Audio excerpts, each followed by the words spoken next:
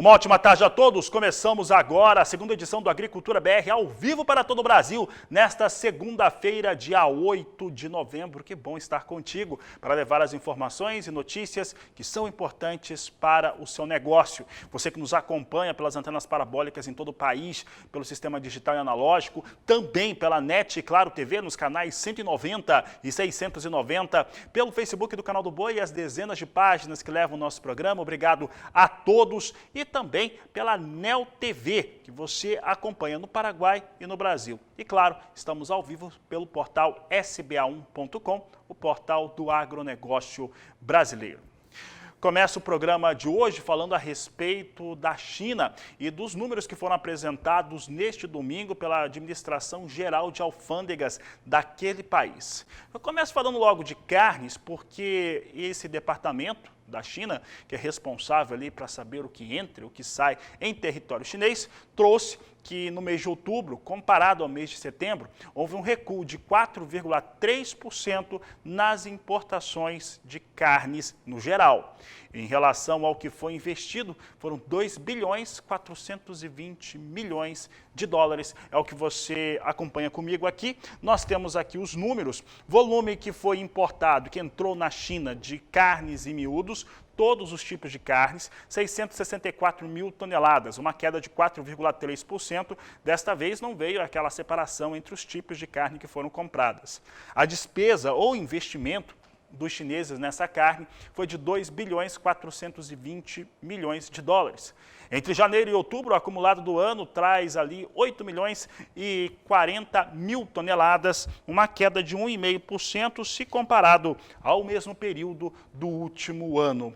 Para encerrar aqui essas informações sobre carnes, só para conversar um pouco com um pecuarista brasileiro, nós estávamos falando desde pelo menos há uns 10 dias que havia alguma reação, principalmente no Rio Grande do Sul, com o preço de carne bovina e principalmente o valor do boi gordo, lá é negociado em quilo, e na Bahia também alguma situação ali de melhora. Essa melhora ganhou o país na última semana e pelo que nós estamos sendo informados, essa segunda-feira começa no mesmo ritmo. Os preços não cedem para o boi gordo no país.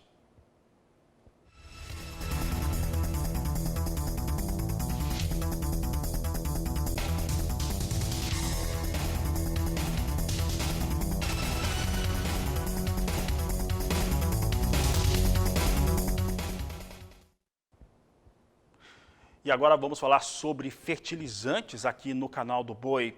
E olha, nós já comentávamos desde a última semana o anúncio da Rússia de limitar as vendas de fertilizantes para o mundo, tentando segurar um pouco desse produto em seu próprio território e atender e, de certo modo, lidar também com um processo inflacionário que existe na Rússia também sobre este tipo de produto. Para falar hoje a respeito deste assunto, eu converso agora pela internet com o analista de mercados de fertilizantes da Stonex, Marcelo Melo, que está ao vivo conosco. Marcelo, esse cenário, né, da Rússia que acompanha já uma decisão da China, a China já tinha anunciado coisa semelhante antes disso, mexe muito com o mercado. Como é que fica neste cenário que nós temos agora o abastecimento internacional desses fertilizantes? Boa tarde, seja bem-vindo. Fabiano, eu que agradeço. Deixa eu te contar. Olha, na verdade, eu acho que a Rússia teve uma atitude muito objetiva, muito rápida, muito transparente. E acredito que não é problemático seriamente para o mercado internacional. Evidentemente, nós estamos num momento muito difícil, né? Porque os preços de todo o NPK subiram aí no último ano cerca de 200%, estão muito altos em dólar por tonelada, por uma série de crises que vieram ocorrendo em sequência. Agora, essa última da Rússia, na semana passada, na verdade, o que aconteceu? Ela é uma crise que vem na esteira da crise energética europeia, e a Rússia, para tentar minimizar ou diminuir pelo menos um pouco o problema na Europa, se comprometeu a aumentar o fornecimento de gás natural para a Europa, De fato, os preços caíram um pouquinho de gás natural na Europa depois disso. Em compensação, como a produção de gás natural está muito ligada à produção de petróleo e há um acordo com o OPEP para ainda manter as cotas de produção, a Rússia, portanto, está com uma limitação de produção de gás natural. E aí ela calculou que ela ia ter que reduzir o fornecimento interno e viu o impacto que isso teria nos fertilizantes. Muito bem. Então, o que ela falou? Olha, ela estabeleceu um teto máximo, uma cota máxima de exportação, que equivale com uma redução de 8% no que ela exportou de nitrogenado nos últimos 6 meses. É problemático? É, porque o mercado de nitrogenados está extremamente apertado, os preços não param de subir, tem subido praticamente todos os dias. Então é um problema. Vai faltar nitrogenado? Não, eu acredito que não vai faltar nitrogenado, porque afinal de contas 8% também não é tudo isso. E o outro fertilizante que a Rússia também limitou a exportação é o fosfatado e algumas formulações complexas que eles chamam de NP e NPK. E nessas formulações, a redução é da ordem de 13,5% sobre o volume exportado nos últimos 6 meses. Isso não vai causar nenhum problema ao mercado. Então, quanto ao fosfatado, está tudo muito tranquilo, ok? Marcelo, em torno sobre as aquisições internacionais, porque nós estamos com a seguinte percepção. Aqui no Brasil, para a segunda safra, no caso, principalmente safra de milho, que é a principal cultura cultivada aqui na segunda safra no centro-sul do Brasil, nós temos aí uma aquisição que deve ter ficado entre 70% e 75% aí dos fertilizantes que serão utilizados nesta outra safra, ainda dentro da campanha 21-22. Em relação à entrega desse produto, há algum risco no seu entendimento? Aquilo que ainda não foi adquirido, isso sim vai vir com preços mais altos, mas não com risco de não encontrar. Seria esse o pensamento? Assim, eu basicamente até tenho tentado passar uma mensagem tranquilizadora ao mercado, porque com todos esses problemas que têm ocorrido, na verdade, o pessoal coloca as coisas na mídia, e você sabe como é as mídias sociais, né? Quando você. É muito fácil vender o caos. Então surge um problema, o sujeito vai lá e põe no Instagram, põe no WhatsApp, e se é um problema, se o cara tá. Se é uma mensagem assustadora, pronto, aquilo pega que nem fogo e vai embora, né? E a situação não é bem essa. Eu, particularmente, não acredito que vai haver desabastecimento de fertilizantes, porque, como os preços subiram muito, né, nós falamos no começo, também o que vai haver agora uma reação do consumidor. Né? Então, por exemplo, a próxima grande safra a ser plantada e ser comprada, na verdade, é nos Estados Unidos, que é a safra de plantio de primavera deles. Eles vão comprar no primeiro trimestre.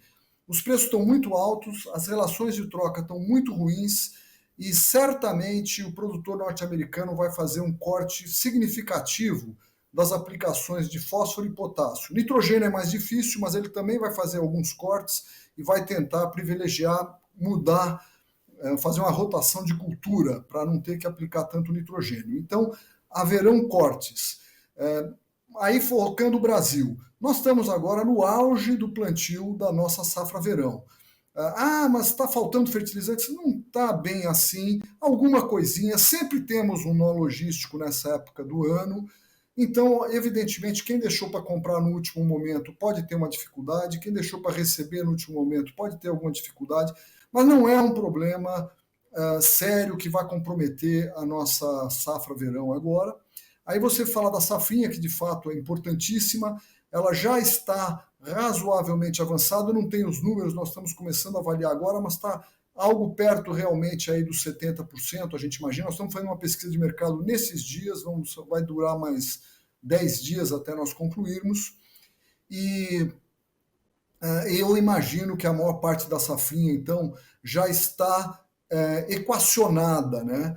Agora, é evidente, ainda tem gente que ainda precisa comprar safrinha, e nesse sentido até a nossa recomendação é que compre o mais rápido possível, porque nitrogênio é o fertilizante mais importante e esse está subindo a cada momento. Inclusive a crise da Rússia está atrapalhando, porque não é nada, é 8% de redução da Rússia, que é um fornecedor muito importante do mercado. Tá? Mas também não acredito que vamos ter desabastecimento para a safrinha. Por quê? Porque as importações brasileiras, mesmo que não tenham sido vendidas localmente, elas já foram feitas. Nós temos talvez mais 15, 20 dias, um mês de compras, vamos conseguir fazê-lo. As importações acabaram de sair, a estatística de importação de janeiro a outubro, em nitrogenado e ureia, nós estamos 14% adiante do que havíamos importado ano passado. Então, isso é uma situação tranquilizadora, não vai haver desabastecimento.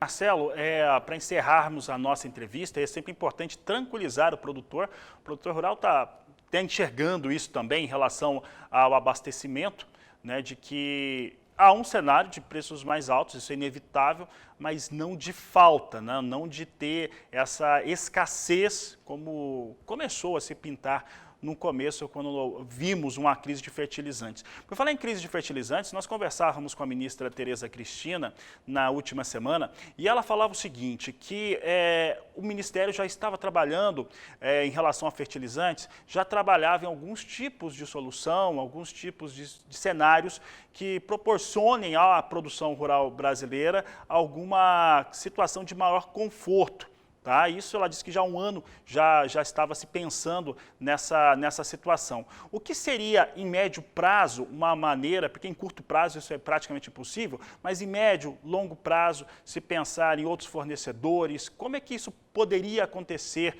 para o produtor brasileiro? Bolívia poderia ser, por exemplo, uma solução?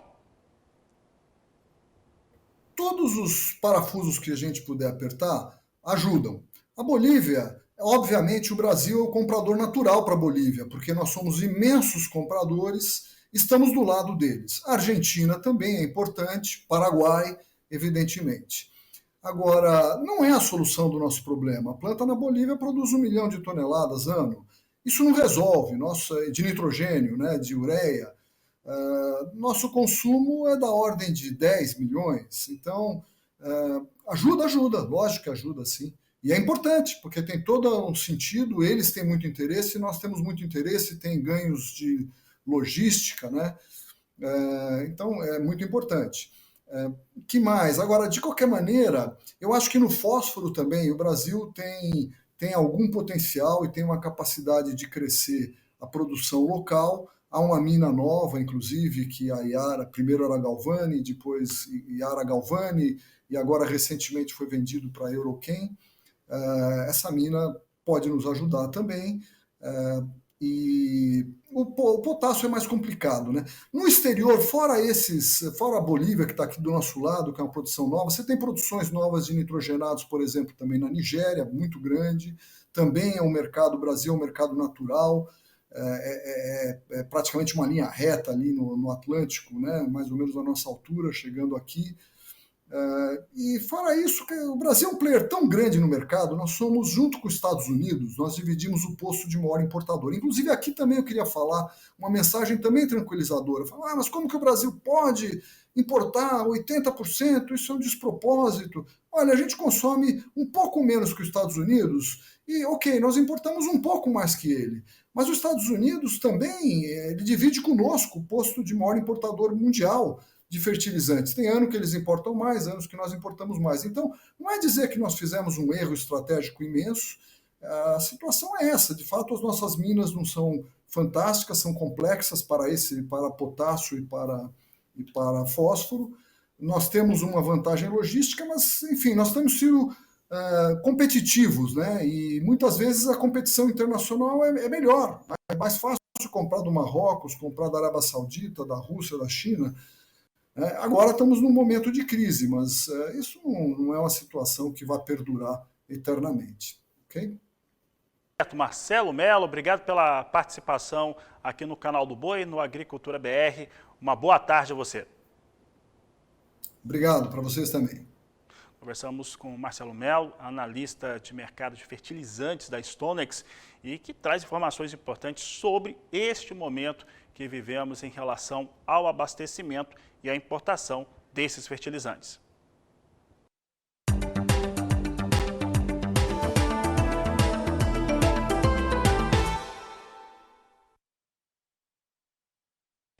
E na manhã desta segunda-feira, a consultoria AG Rural trouxe o seu boletim semanal em torno da semeadura da soja no Brasil e vai se aproximando a 70%.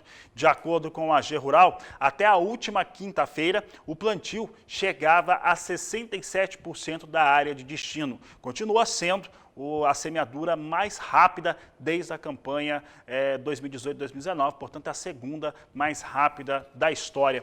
Veja conosco como é que estão os números na comparação com o ano passado. Ano passado, até o dia 4 de novembro, estava em 56%. Esse ano, você vê que é um avanço bastante forte, de 11 pontos percentuais, chegando agora, como eu havia dito, a 67% das áreas de lavoura já semeadas. De maneira geral, as lavouras se desenvolvem bem em todo o Brasil, beneficiadas pelas condições climáticas favoráveis. Mas, embora ainda não haja problemas, os produtores no sul do país, especialmente em Rio Grande do Sul, monitoram com atenção a redução das chuvas previstas para as próximas 2 semanas. No outro extremo, o Mato Piba, de acordo com a AG Rural, vem com plantio mais lento, por conta das previsões de mais chuvas, se confirmando, portanto, clima ali ajudando muito, em alguns momentos deixando ali algumas dúvidas, mas de maneira geral, de acordo com o relatório da AG Rural, vem muito bem a semeadura de soja brasileira.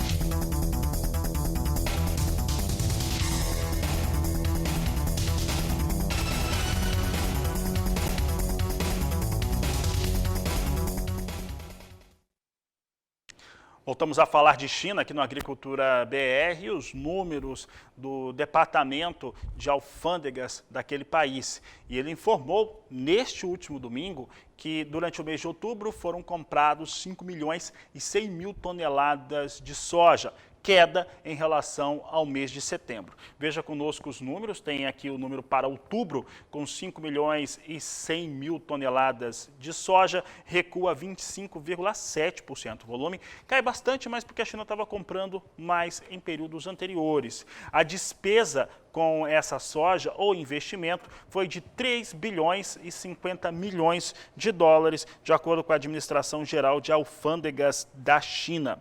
Outro dado interessante é em relação aos números que nós temos para o acumulado do ano, de janeiro a outubro deste ano, que tem um recuo de 5% nas aquisições chinesas. Você vê aqui que a importação da China vai totalizando 79 milhões e 80 mil toneladas, queda de 5% se comparado ao mesmo período do ano anterior. Fala agora de soja na Bolsa Norte-Americana de Chicago. Há uma expectativa de que os investidores tenham ali uma aposta maior em relação a altas para a soja em Chicago. Isso até acontecia algumas horas atrás, na abertura dos negócios, mas neste momento, agora que o mercado está com muita operação, vai vindo em queda. Você tem aqui a queda para a soja neste momento, posição de janeiro, essa posição já está migrando, tem poucos contratos negociados, 11 dólares 89 centes, janeiro nesse momento é a posição de maior liquidez, a de novembro que já liquidou, janeiro vem com 11 dólares 89 centes o bushel, vem com queda de 0,27%, é onde nós temos o maior número de contratos negociados, posição de janeiro. Já março vem a 11 dólares 97 centes o bushel, mais 4, queda de 0,66%, estas duas posições já perdendo o piso de 12 dólares. Maio, 12 dólares 9 centes mais 4 bushel, queda de 0,66%, enquanto que julho negociado a 12 dólares 20 centes mais 2, recua 0,63%. São os negócios que destaco agora com soja na Bolsa Norte-Americana de Chicago.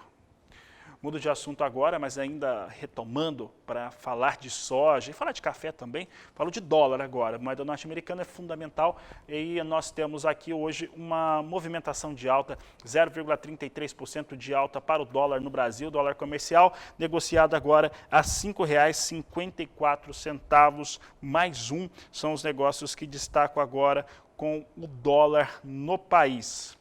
Outro destaque, soja no Porto. E soja no Porto tem tido alguma vantagem no momento, principalmente em relação aos prêmios no país. Nós temos aqui para entrega em novembro, voltamos a trazer um registro de entrega em novembro aqui com o pessoal da Granos, vindo a R$ 162 a saca de 60 quilos, tanto no Porto de Santos quanto também no Porto de Paranaguá. E a seguir no Agricultura BR, nós vamos falar sobre mercado de milho, nós vamos trazer também a Renata Ferreira falando sobre a previsão do tempo e daqui a pouco nós vamos falar sobre a oferta de feijão preto no país com Marcelo Líderes, que vai participar ao vivo conosco. Aproveite para entrar em contato. Você entra em contato através do nosso WhatsApp no 67991733737. Eu vou para o intervalo e volto já.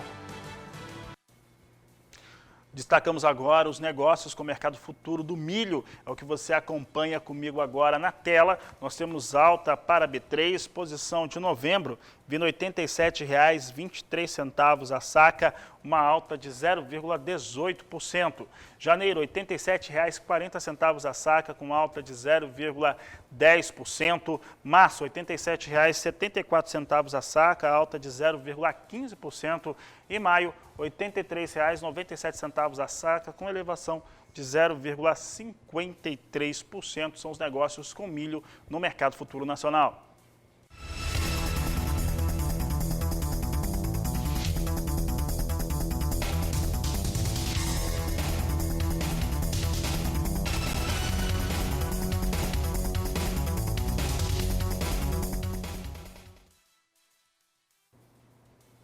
Falamos agora do milho no cenário internacional e nesta manhã de segunda-feira, o Departamento de Agricultura norte-americano informou que exportadores privados venderam 150 mil toneladas de milho para a Colômbia na safra 2021-2022. Veja como é que vem o milho no mercado futuro norte-americano agora, a Bolsa de Chicago na tela. Nós destacamos aqui Chicago com queda também. Dezembro, $5,51 mais 6 o bushel, queda de 0,23%. Março, $5,61 mais 2, recua 0,18%. Maio, $5,65 mais 6 o bushel, queda de 0,26%. E julho, $5,67 mais 4 por bushel, com recuo de 0,22%. São os negócios que eu destaco agora com milho em Chicago. Bom, e há pouco eu trazia o comentário da consultoria AG Rural em relação a como vem ao plantio, a semeadura da soja, semeadura de soja no país, e o que nós tínhamos? Indo muito bem, o país inteiro. O Rio Grande do Sul com uma atenção maior, com uma perspectiva de chover menos nas próximas 2 semanas, e o Mato Piba também lento, mas por excesso de chuva. E agora nós convidamos a Renata Ferreira para falar sobre o assunto, porque Maranhão e Piauí devem ter chuvas muito fortes. Renata, boa tarde, seja bem-vinda. Boa tarde, Fabiano. Boa tarde a todos que acompanham a Agricultura BR. A última semana foi bastante chuvosa no Mato Piba, né? E a semana já começa com previsão de mais pancadas de chuva com risco de trovoadas sobre o Maranhão e também Piauí. Hoje o dia será de chuva passageira no Ceará e desde o litoral do Rio Grande do Norte até o litoral do Sergipe. Na Bahia, muitas nuvens se formam e chove a qualquer momento do dia, não descartando o risco de chuva pontualmente forte. Já o tempo firme deve predominar aí nas demais áreas. Na região centro-oeste, Fabiano, muitas nuvens se formam e há previsão de chuva a qualquer hora do dia sobre o leste aí de Mato Grosso, centro-norte de Goiás e também Distrito Federal. Nas demais áreas e no centro e leste de Mato Grosso do Sul também tem previsão de sol e pancadas de chuva à tarde e ao longo do dia o tempo fica firme apenas no sudoeste de Mato Grosso e também oeste de Mato Grosso do Sul. Nesta segunda-feira o sol predomina sobre o estado do Rio Grande do Sul e não há previsão de chuva. No leste do Paraná e Santa Catarina, muitas nuvens se formam e pode chover a qualquer momento. E nas demais áreas da região, sol e pancadas de chuva no período da tarde. No sudeste, o tempo segue bastante carregado sobre o norte de Minas Gerais, com chuva volumosa aí ao longo do dia. No estado do Rio de Janeiro, também Espírito Santo, muitas nuvens se formam e também chove a qualquer momento. Nas demais áreas tem previsão de sol e pancadas de chuva e tempo fica nublado aí com garoa no litoral de São Paulo. E essas condições de tempo mais seco e chuvas irregulares no estado de São Paulo, claro, favorecem a entrada de máquinas no campo para a colheita do trigo, que segundo dados da Conab já contabiliza cerca de 95% de toda a produção no estado. Vamos lá para a região norte, a previsão é de sol entre muitas nuvens e chuva a qualquer hora no norte do Amazonas e também em Roraima. Nas demais áreas, o sol aparece ao longo do dia e há condições para pancadas de chuva com risco de trovoadas e rajadas de vento. Nesta segunda-feira, não se descarta o risco de chuva pontualmente forte em todas as áreas do norte do Brasil. E os índices de água no solo seguem altos entre as regiões sudeste e norte por consequência das chuvas. Boa notícia aí para os reservatórios do centro-oeste e sudeste brasileiro. Segundo o ONS, o nível dos reservatórios dessas duas regiões, consideradas as caixas d'água do setor elétrico, encheram mais que o esperado com as chuvas das últimas semanas. Mas como eu disse, Fabiano, a chuva perde força em municípios como José da Barra, uma das principais cidades banhadas pelo Lago de Furnas. As chuvas devem ser aí irregulares nos próximos dias, com maiores acumulados entre os dias 10 e 11 de novembro. É isso, Fabiano, é com você aí. Obrigado, Renata. E, gente, tem um recado muito importante para você que é criador de suínos. Você já deve ter ouvido falar da peste suína africana. Se ainda não ouviu, ela é uma doença altamente contagiosa para suínos e porcos selvagens. Aqui no Brasil, a gente está livre dessa doença, mas lá fora, em alguns países, ela está circulando e por isso é melhor a gente prevenir para que ela não chegue por aqui. E o que você pode fazer é muito simples. Nada de visitantes na sua criação de suínos, principalmente se tiver viajado para outros países recentemente. Também mantenha as instalações sempre cercadas e higienizadas. E não alimente os animais com restos de comida. E caso apareça algum sinal nos animais, como fraqueza, emagrecimento, febre, conjuntivite ou lesões na pele, comunique o serviço veterinário oficial mais próximo. Para mais informações, acesse gov.br/agricultura. Vamos fazer com que não chegue essa doença aqui no Brasil. E o Agricultura BR vai agora para um rápido intervalo comercial. Daqui a pouco a gente vai trazer para você informações do mercado do café. Vamos falar sobre como é que vem o arábica e também o café robusta e vamos falar de feijão. Eu volto em instantes. A Agricultura BR agora traz em destaque o mercado de feijões e vamos falar de feijão preto aqui no Brasil, que por conta de um cenário lá na Argentina relacionado ao dólar também, deve fazer com que se tenha uma afluência maior de produto do país vizinho aqui no Brasil. Isso deve fazer com que aquela estimativa que tinha de preços talvez mais elevados não venha a ocorrer. Para falar sobre este assunto, eu converso agora com Marcelo Líders, ele que preside o IBRAF, Instituto Brasileiro de Feijões e Pulses, e participa ao vivo conosco. Marcelo, obrigado pela participação aqui no Agricultura BR, no canal do Boi. Como é que fica esse cenário agora, expectativas em relação ao mercado do feijão preto no Brasil? Boa tarde, seja bem-vindo. Boa tarde, Fabiano, um prazer estar aqui com você, muito obrigado. Veja só, o mercado de feijão preto, ele é um mercado que nós podemos vir a ter exportações, mas ainda nossas exportações são pequenas. Provavelmente a gente vai buscar mais esse mercado ano que vem. Mas nesse momento, e provavelmente entre agora e janeiro e fevereiro, nós temos alertado os produtores de que muito provavelmente, se houver uma valorização do feijão preto, ela vai ser pequena e rápida, porque a Argentina, em função da proximidade com o Brasil e pelas dificuldades que existem hoje na exportação, com poucos containers, preços altos, além disso, com a questão do dólar, a Argentina tem uma diferença enorme entre o dólar oficial e o dólar em paralelo. Eles acabam encontrando alguns brasileiros que vão lá e pagam em espécie. Então, torna-se muito mais interessante exportar para o Brasil. Por isso, até, é que o mercado teve, inclusive, um recuo de preço nos últimos 30 dias. Nós tínhamos ao produtor R$ 240, R$ 250. Hoje está muito mais para R$ 220, R$ 230 os estoques remanescentes ainda da segunda safra desse ano. Marcelo, isso em termos de remuneração, de preço, principalmente para o produtor, o que deve representar?